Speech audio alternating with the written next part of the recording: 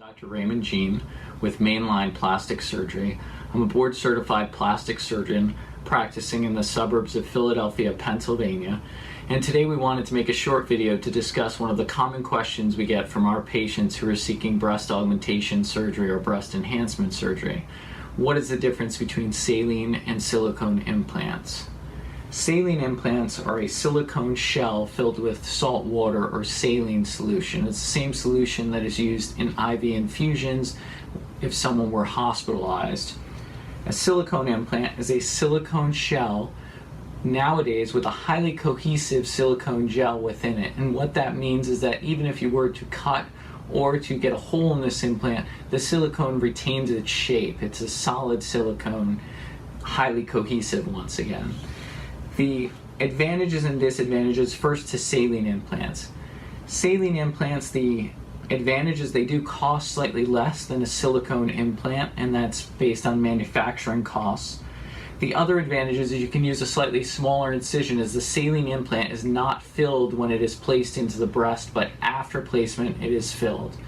That also leads to the advantage of being able to make very minor adjustments within the fill volume of a saline implant versus a silicone implant that comes pre-filled. With a saline implant, we can make adjustments up to 1 ml, 5 mLs, whatever volume we want to in terms of the final fill volume of the implant in order to achieve the best possible size and shape symmetry between the breasts. With a silicone implant, we are not able to do that as they come pre-filled. Disadvantages to the saline implants are that in women who have thinner skin or thinner overlying breast tissue, if the implant is placed in those women, you may be able to see rippling, most commonly on the outer inferior or lower portion of the breast, and sometimes on the upper internal or medial portion of the breast. Also, the feel of these implants, not only when the patient or someone else feels the breast, but also just the in general feel inside the body, does feel less natural than a silicone implant.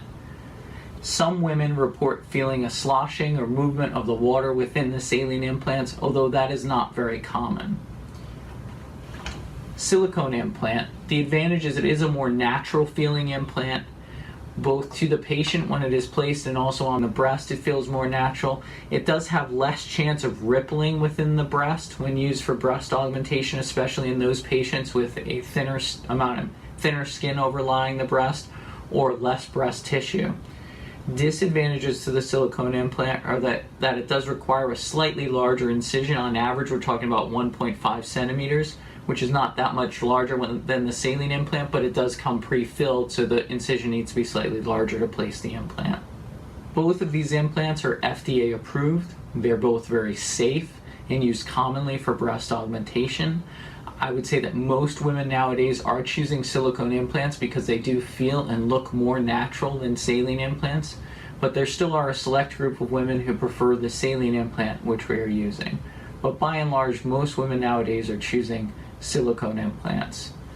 We will produce further videos discussing the overall breast augmentation process, sizing, and another common question we have in terms of profile, meaning low, moderate, or high profile, or in some instances, moderate plus, or high profile implants.